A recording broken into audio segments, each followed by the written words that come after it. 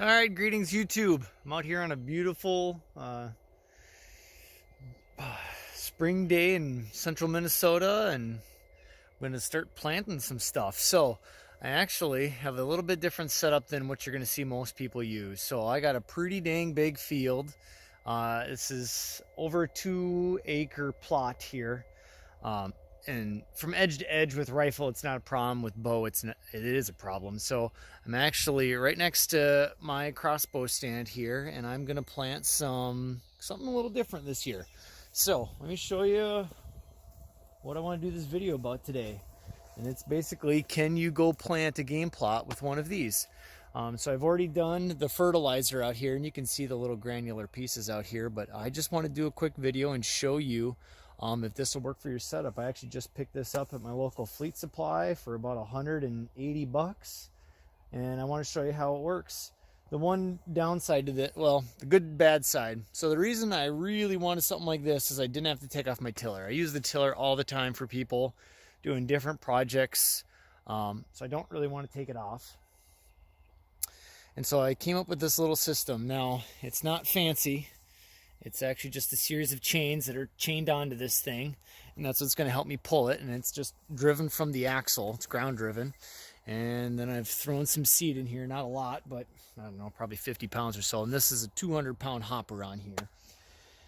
This controls the angle of which way things are spraying, and this is controlling how much is going through. So what, oh, I'm sorry, I didn't get the angle there on the camera. So that handle right there, that one is the one that controls the angle. This one controls how much goes through.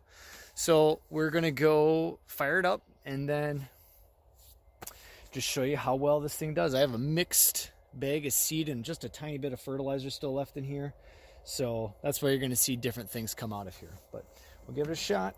I'm gonna put it on low just so it doesn't dump out too much right now. We're gonna go get ready.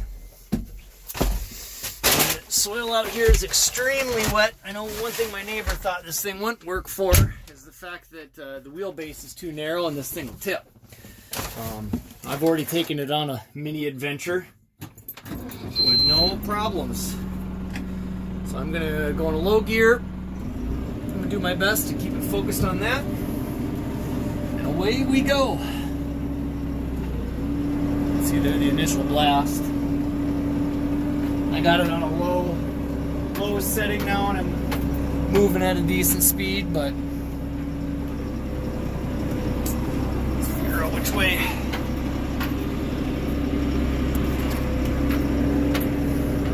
There we go. And she's throwing seed. It's a little bit hard to see in the camera, but it's just tailing behind me very nicely.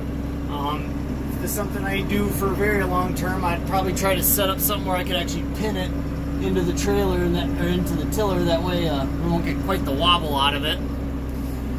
But even with the wobble, it does good being stable, because the ground is really not level right now because it's so wet around here.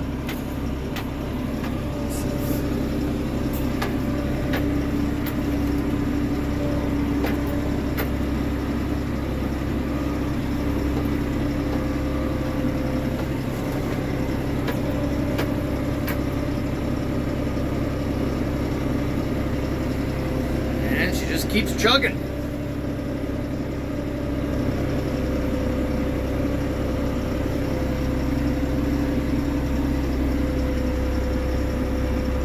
There you can kind of see she got a good wobble out of it because there's a lot of ruts around here.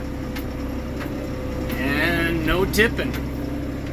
Does not have any tip in her. Just stays right behind, tethered to me. Works really good. So if you're in the market for a cheap option and you don't do a lot of seeding, which I really don't, you know, this thing will probably get used 2 to 3 times a year. Maybe this is something you'd be interested in. But let me know what you think in the comments. If you'd like to see something else, I am going to use this for my lawn as well, just for some kind of normal anti-weed stuff. But let me know what you think. Thank you. Until next time. All right. Actually, after watching the video, I decided that I'm going to do a follow-up because you can't really tell how well the spreader did or didn't. So Did the whole field now, this little parcel of it. And get the camera angle right. There we go. So you can see there's just a little bit left down there. It did a pretty good job using it up. Wheels are all full of mud, but that's not a problem. She still drove just fine. Kept turning the spreader. And now I just want to take you around and kind of look at the soil and how well it did. So like over here, where I was doing the pass on camera, and you couldn't tell at first, but now you can really see how well the spreader did actually. It's not a terribly wide spread, so you're gonna have to make quite a few passes, but it did a really good job. And then over here again, you can see it doesn't show up well on camera, but it is a ruddy mess over here.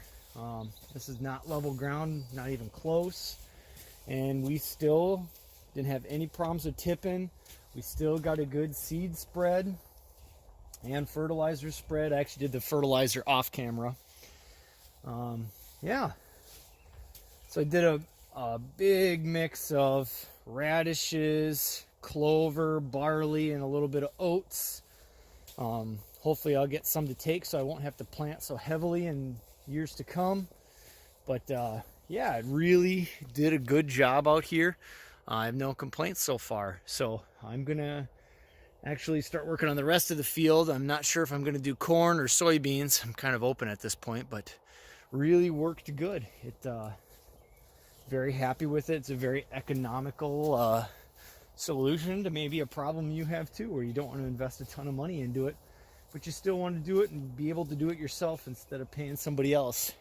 Here's another good. I mean, it really did a good job getting some seed everywhere in here. I'm actually looking at probably running a drag over this. I have an old chain link fence. I might just lay on the ground and drag over top of this a few times. Sounds like this, a four-wheeler would do me some good.